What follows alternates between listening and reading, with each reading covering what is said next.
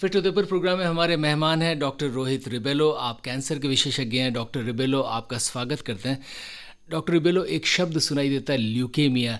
ये क्या होता है? दरअसल ये कैंसर ही है या कोई और बीमारी है? एक्चुअली लुकीमिया, ब्लड का कैंसर का नाम लुकीमिया बोलते हैं। तो लुकीमियाज एक्चुअली बच्चे में बहुत कॉमन होते हैं, एडल्ट्स में भी होते हैं, पर जनरली हम क्या देखते हैं कि 20 से कम लोग या 50 से ऊपर लोग। तो लुकीमिया में दो वैरायटी होती है, एक्यूट लुकीमिया और क्रॉनिक लुकीमिया बोलते हैं उनको। एक्यूट लुकीमिया में क्या होता है कि वो बहुत जल्दी आती है, उसका जो सिम्टम्स आती है वो 2-3 हफ्ता में ही पता चलता है। पेशेंट का बुखार आना, पेशेंट का नाक से ब्लीडिंग आना, मुंह से ब्लीडिंग आना या पेशाब से ब्लीडिंग आना, ये सब सिम्टम्स होती है। हाई ग्रेड फीवर होती है। एक सिंपल ब्लड टेस्ट जो सीबीसी बोलते हैं, कंप्लीट ब्लड काउंट, उसमें अगर पेरिफेरल स्मीयर करते हैं तो आराम से पता चलता है कि एक्यूट लुकीमिया है। क्रॉनिक लुकीमिया क्या होता है, ये एक्चुअली एडल्ट्स में देखते हैं जो 50 साल से ऊपर होती है। और क्रॉनिक लुकीमिया में ये एडवांटेज है, अभी जो नया नया मेडिसिन आ चुके हैं उसमें लोग 10, 15, 20 साल भी जिंदा रह सकते हैं एक छोटी सी गोली लेकर। पर एक्यूट लुकीमिया में ये प्रॉब्लम है, अगर आप अस्पताल को इमीडिएटली नहीं आते हैं और ट्रीटमेंट इलाज नहीं शुरू करते हैं तो 1 महीने के अंदर भी लोग मर सकते हैं।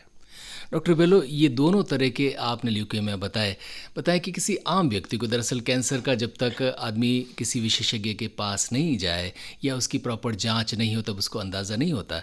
लेकिन क्या कुछ ऐसे संकेत भी होते हैं जिससे एक आम व्यक्ति को ये पता चल सके कि उसे ल्यूकेमिया है या होने वाला है?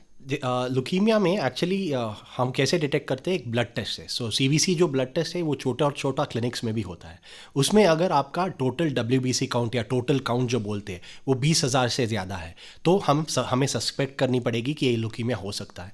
और जनरली क्लिनिकल सिम्टम्स भी होते हैं, जैसे छोटे छोटे गांठ होते हैं हमारा शरीर में, और बुखार आने के लिए शुरू होता है ये एक्यूट लुकीमिया में। या क्रॉनिक लुकीमियाज में क्या होता है, पेट का दर्द, और पेट में एक बहुत पेट का लेफ्ट साइड में हमारा स्प्लीन होती है तो स्प्लीन बड़ा होने के लिए शुरू होती है, तो ये एक बड़ा गांठ फील होती है और पेट का दर्द शुरू होता है। पर सिंपल सीबीसी टेस्ट में आराम से पता चलती है कि आपका काउंट बहुत ज़्यादा है। इसमें पेरिफेरल ब्लास्ट से कोई भी रूटीन पैथोलॉजी जब करता है तो पता चलता है कि इसमें ब्लास्ट से और डिटेक्ट होती है। पर फिर भी क्या होता है कि ये रेफरल में थोड़ा दिक्कत होती है, पेरिफेरी और सेंट्रलाइज सेंटर्स जो होता है इसमें क्या होती है, अगर 2-3 हफ्ता भी जाती है ये रेफरल में तो पेशेंट का हालत बहुत बिगड़ जाती है। आप जैसे जो कैंसर के विशेषज्ञ हैं वो कैंसर की स्टेजेस बताते हैं, first stage, second stage, third stage वगैरह। तो बताएं कि ल्यूकेमिया में भी स्टेजेस होती हैं क्या, और उसमें भी क्या ऐसा कुछ है कि आखिरी स्टेज में या थर्ड स्टेज या फोर्थ स्टेज में तो आदमी को बचाना मुश्किल होता है? नहीं, लुकीमिया में स्टेज नहीं होते, रिस्क ग्रुप्स होते हैं। तो लो रिस्क होता है, इंटरमीडिएट रिस्क होता है और हाई रिस्क होता है। सो जो लुकीमिया में क्या होती है, जो हमारा ट्रीटमेंट है वो चेंज होती है कौन सा रिस्क ग्रुप में है। अगर आपको acute lymphoblastic leukaemia, acute myeloid leukaemia, जो एक्यूट लुकीमिया से अगर आप हाई रिस्क में आते हैं तो एलोजेनिक ट्रांसप्लांटेशन करनी पड़ती है। अगर आपको ठीक करनी है, कीमो देकर आपको थोड़ा जो बीमारी को कम कर फिर एलोजेनिक बोन मैरो ट्रांसप्लांटेशन करनी पड़ती है। पर लो रिस्क में एलोजेनिक ट्रांसप्लांट का कोई फ़ायदा नहीं है और कोई यूज़ भी नहीं है, कीमो में ही काम चलेगा। तो ट्रीटमेंट में डिफरेंस है, डेफिनेटली सर्वाइवल में भी डिफरेंस है। अगर लो रिस्क में है, एक्यूट लिम्फोब्लास्टिक लुकीमिया है, तो 90 to 95% चांस है कि आप ठीक हो जाएंगे अगर आप लो रिस्क में हैं। अगर आप इंटरमीडिएट रिस्क में हैं तो 70 to 75% चांस है कि आप ठीक होकर ज़िंदगी आगे बढ़ा सकते, शादी कर सकते हैं, बच्चे कर सकते हैं। अगर आप हाई रिस्क में हैं तो एलोजेनिक ट्रांसप्लांट करने के बावजूद सर्वाइवल 50% है, बट वो भी बहुत ज़्यादा है अगर आप दूसरे कैंसर्स को कंपेयर करेंगे। डॉक्टर रिबेलो, थोड़ी सी ल्यूकेमिया की और बात करते हैं। आपने बताया कि बहुत सारे मामलों में या ज़्यादातर मामलों में जो मरीज़ है वो ठीक हो जाता है, अच्छी ज़िंदगी भी जी सकता है। तो अगर एक बार व्यक्ति इससे रिकवर हो गया, स्वस्थ हो गया और आगे ज़िंदगी जीता है, तो भविष्य में 2 साल, 5 साल, 10 साल बाद दोबारा उसे कोई समस्या हो, ऐसी भी कोई संभावनाएं बनती हैं या नहीं? कोई भी कैंसर में 100% क्योरेटिव चांसेस नहीं है। तो रिलैप्स जो बोलते हैं, जब बीमारी वापस आते हैं, उसका मेडिकल टर्म रिलैप्स जो बोलते हैं, वो जो भी कैंसर में हो सकती है, लुकीमिया में भी हो सकती है। पर वो डिपेंड होती है कौन सा रिस्क ग्रुप में है आप। अगर आप लो रिस्क में हैं तो आपका रिलैप्स का चांस 5 से 10% से कम है, पर हो सकती है। ये गारंटीज नहीं दे सकते, पर क्या है कि अभी ये टाइम में इतना ज़्यादा मेडिकल एडवांसेस है कि रिलैप्स में भी हम आपको वापस ठीक करने का चांस होती है। ऑफ कोर्स वो चांस 50% से कम होती है, पर फिर भी वो ऑप्शंस है अभी। जो रिकवरी कर चुके हैं उनकी लाइफस्टाइल में कुछ बदलाव होते हैं या उनके शरीर में कुछ बदलाव बाद में देखने को मिलते हैं?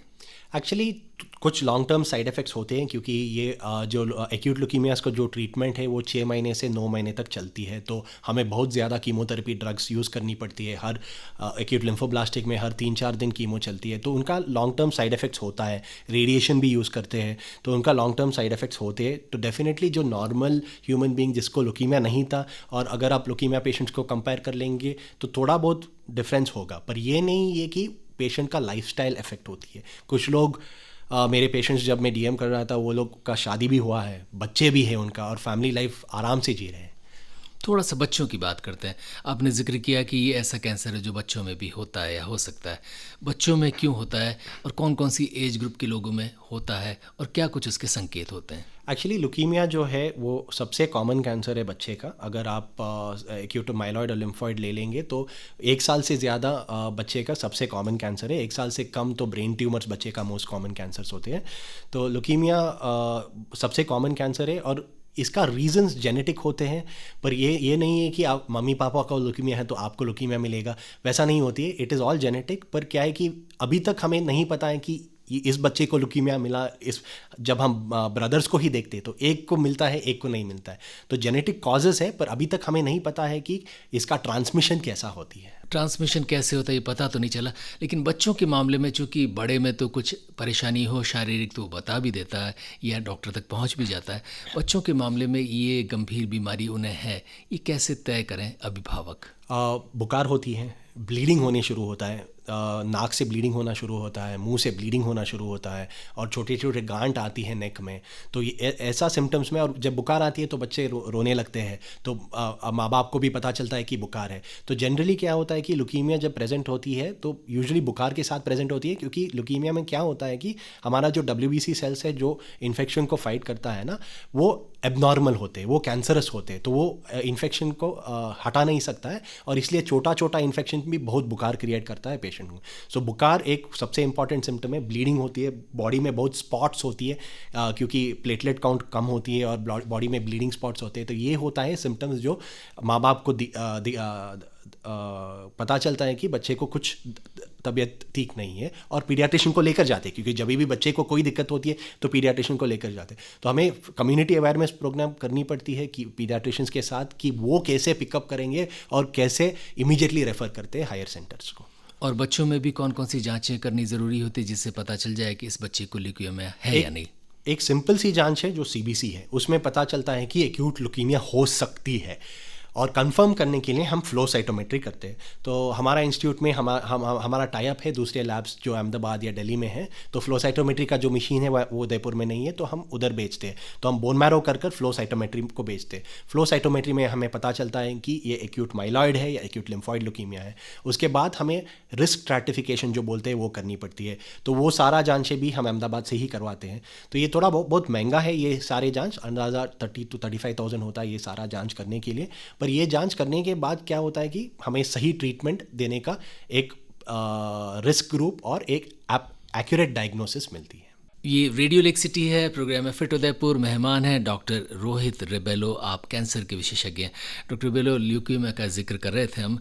बच्चों में अगर ये हो जाए तो क्या उनका सर्वाइवल होता है या उन्हें बाद में बचाया नहीं जा सकता? एक्चुअली ल्यूकीमिया का बीमारी जो है, अगर बच्चे में होता है तो अच्छा है। अगर 50 ईयर्स से ऊपर ल्यूकीमिया होती है, जो एडल्ट्स में ल्यूकीमिया, एक्यूट ल्यूकीमिया के बारे में बात कर रहा हूँ, तो वो बहुत बुरा है। 50 ईयर्स से ऊपर जब ल्यूकीमिया होता है, क्या है कि जो इंटेंसिव कीमोथेरेपी देनी पड़ती है, 9 महीने का ट्रीटमेंट या 6 महीने का ट्रीटमेंट, उसका ये टॉलरेंस जो होती है पेशेंट्स का, वो बहुत कम होती है। पर बच्चे कीमो को बहुत अच्छे से टॉलरेट करते हैं। तो अगर हम कीमोथेरेपी दे सकते हैं और ये पूरा प्रोटोकॉल कंप्लीट कर सकते हैं, और कुछ जांच होती है जिसमें हमें पता चलती है कि बीमारी कितना कम हो चुका है, MRD टेस्ट बोलते हैं। अगर पेशेंट MRD में है तो इसका ठीक होने का चांस बहुत बढ़िया है। और ये बीमारी जो है बच्चे में आते हैं तो ठीक होने का चांस ज़्यादा है, और जब एडल्ट्स में आते हैं तो ठीक होने का चांस कम है। थोड़ी सी बच्चों के कैंसर का जिक्र और कर लेते हैं। ल्यूकीमिया का आपने बता ही दिया कि बच्चों में होता है, हो सकता है। और भी कौन कौन से ऐसे कैंसर है जो बच्चों में होते हैं या हो सकते हैं?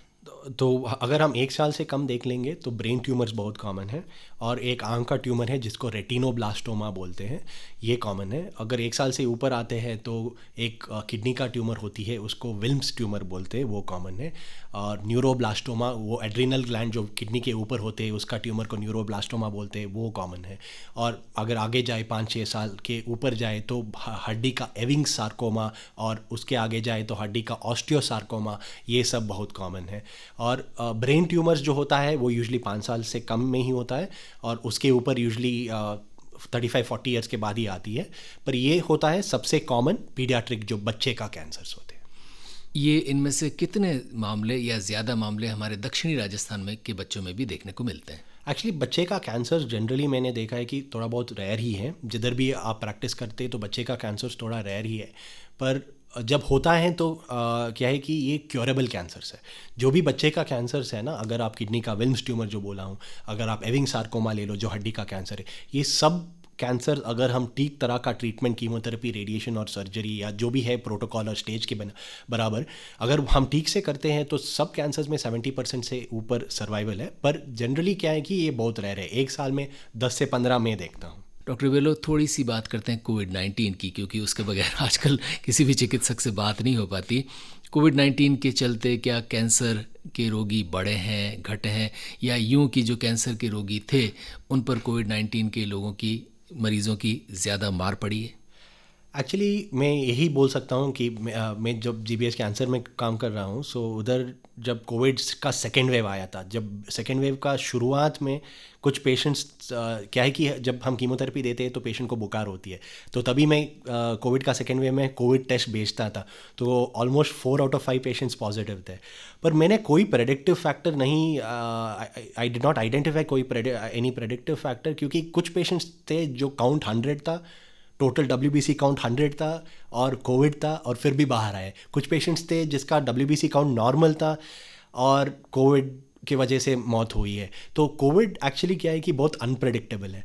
तो ये नहीं बोल सकते हैं कि कैंसर पेशेंट्स में कोविड डेथ ज़्यादा होता है, क्योंकि नॉर्मल पॉपुलेशन में मेरे जैसे लोग, मेरे जैसे एज में भी सेकेंड वेव में मर चुके हैं। तो COVID is still something we are yet to understand, वो ही बोल सकता हूँ। मेरे पर्सनल एक्सपीरियंस जब पूरा सेकेंड वेव में मैं ट्रीट कर रहा था, कीमो दे रहा था, पेशेंट्स को ट्रीट करता, मेरा पर्सनल एक्सपीरियंस है कि कोविड बहुत अनप्रेडिक्टेबल है।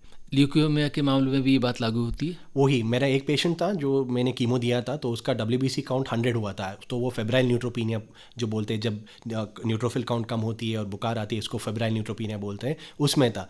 पर कोविड पॉजिटिव हुआ, 4 दिन के बाद काउंट इम्प्रूव हो गई, घर गया और अभी भी ट्रीटमेंट कंटिन्यू कर रहा है। तो मैंने ये नहीं देखा कि जब काउंट कम होता है ल्यूकीमिया में ये कोविड ने ज़्यादा डेथ्स क्रिएट किया है, वो नहीं देखा है मैंने, मेरा पर्सनल एक्सपीरियंस है। थोड़ा सा ये बताएं कि कैंसर एक रहस्यमय बीमारी है, ये भी मान लीजिए कि कोविड-19 की तरह ही मान लीजिए, कुछ कहा नहीं जा सकता कब किसको हो जाए, और लेकिन फिर भी क्या हमारी लाइफस्टाइल या हमारे कुछ जीवन शैली या आधुनिक समय में प्रदूषण या कुछ दूसरे फैक्टर्स, हम जो आजकल भोजन करते हैं, वो ये भी हमारे कैंसर के लिए उत्तरदायी हैं या कैंसर के रोगियों की संख्या में बढ़ोतरी कर रहे हैं? डेफिनेटली अगर आप 50 इयर्स के पहले का कैंसर इंसिडेंस देखते हैं और अभी का कैंसर इंसिडेंस देखते हैं, वेस्टर्नाइजेशन और ग्लोबलाइजेशन के बाद जो हमारा western lifestyle, western eating habit सब कुछ आ चुके हैं, तो डेफिनेटली कैंसर का जो इंसिडेंस है वो बढ़ी है। स्पेशली एडल्ट कैंसर में मैं कॉन्फिडेंटली बोल सकता हूँ कि ब्रेस्ट कैंसर तो इतना कॉमन है अब, तो हमारा सारा फैमिली में हमें पता है कि हमारा कोई रिश्तेदार को ब्रेस्ट कैंसर हो चुका है। तो डेफिनेटली ये सिर्फ हो सकती है जब हमारा खाना में कोई दिक्कत है, जब एडल्ट्रेशन होती है फूड में या ये मोबाइल वेव्स में। तो रिसर्च अभी तक we have not been able to point to a single factor, पर क्या है कि डेफिनेटली हमारा लाइफस्टाइल का प्रॉब्लम्स रिफ्लेक्ट हो रही है, क्योंकि हमारा लाइफस्टाइल अनहेल्दी हुआ है और कैंसर का रेट ऊपर गई है। तो डेफिनेटली कुछ कोरिलेशन है दोनों के साथ, पर क्या कोरिलेशन है अभी तक कोई रिसर्च पिन पॉइंट नहीं कर सकता है। फिर भी एक आम व्यक्ति अपने जीवन में किन किन चीज़ों का समावेश करे जिससे कैंसर होने की संभावना अगर है तो थोड़ी सी कम ज़रूर हो जाए? डेफिनेटली जो एविडेंस है अभी तक, टोबैको यूजेज इंक्रीजेस कैंसर, ये तो बहुत क्लियर है। ठीक है, 40 साल से बहुत क्लियर है कि tobacco usage increases cancer. Alcohol भी इट हैज़ बीन कोरिलेटेड, दारू भी कोरिलेट किया है कैंसर का इंसिडेंस को इंक्रीज़ करने के लिए। फिजिकल एक्टिविटी रेड्यूसेस कैंसर, तो एक्सरसाइज और वो हेल्दी लाइफस्टाइल जो बोलते हैं ना, वो रेड्यूसेस कैंसर। इसलिए मेरे पापा मुझे ऑलवेज बोलते हैं कि तुम डॉक्टर लोग सिर्फ काम करते हैं, आपका हेल्थ को क्यों नहीं मेंटेन करते। और मेरा पापा डॉक्टर के पास ना जाना पड़े, ये भी करना चाहिए। और वो 67 ईयर्स है और दिन में 1.5 ईयर्स वेट्स में अभी भी वर्कआउट करते हैं। तो आपने देखा है कितना फिट है वो। तो एक्चुअली हेल्दी लाइफस्टाइल जो है ना, हम जो खाना खाते हैं और उसमें ज़्यादा कार्ब्स को कम कर और आपका हेल्दी लाइफस्टाइल, एक्सरसाइज कर हेल्दी लाइफस्टाइल जो क्रिएट करनी है, आई थिंक अगर वो करेंगे तो डेफिनेटली कैंसर का जो इंसिडेंस होती है वो कम होने के लिए शुरू हो जाएगा। विज्ञान, चूँकि विज्ञान और चिकित्सा विज्ञान ने बहुत प्रगति की है और ख़ास तौर पर कैंसर के मामलों में सच में विज्ञान ने बहुत सारे लोगों की ज़िंदगी बचाई है।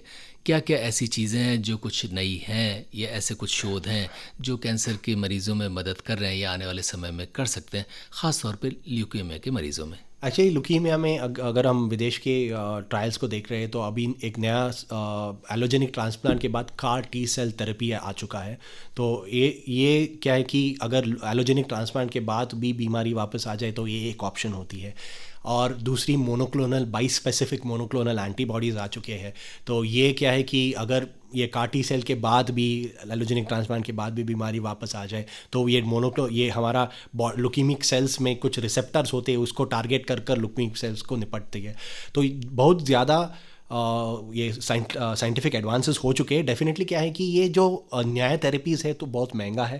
तो एक CAR T सेल थेरेपी के लिए $500,000 होते हैं। तो एफोर्डेबिलिटी का प्रॉब्लम है। पर अगर हमारा बड़ा इंस्टीट्यूट जैसे IITs है और बड़ा कैंसर इंस्टीट्यूट्स है जैसे GCRI है, अगर कुछ कोलैबोरेशन इंजीनियरिंग साइड से और मेडिकल साइड से हो जाए तो हम भी हमारा CAR T सेल डेवलप कर सकते हैं। तो अगर इंडिया में डेवलप होती है तो डेफिनेटली कॉस्ट भी कम हो जाएगा। डॉक्टर रिबेलो, जाते जाते उदयपुर के तमाम लोगों को क्या मैसेज देंगे? ये बहुत I been here for about a year. ये बहुत सुंदर सिटी है, लोग बहुत अच्छे हैं इधर। डेफिनेटली ये जस्ट एक ही विषय में बोलना चाहता हूँ कि ये जो तंबाकू को बंद कर लो, दारू को बंद कर लो, थोड़ा बहुत हेल्थी लाइफस्टाइल अगर हम ये अडॉप्ट करें और डेफिनेटली ये शुगर और कार्बोहाइड्रेट्स को थोड़ा बहुत कम करें, क्योंकि मुझे लग रहा है कि उदयपुर का लोग मिठाई बहुत पकाते हैं।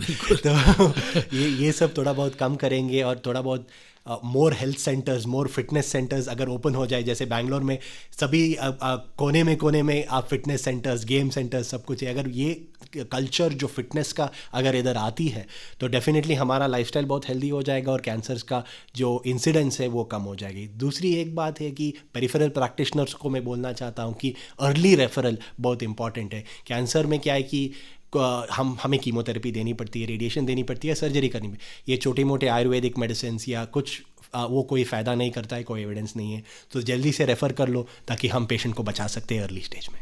डॉक्टर रोहित रिबेलो, आपका हृदय से आभार।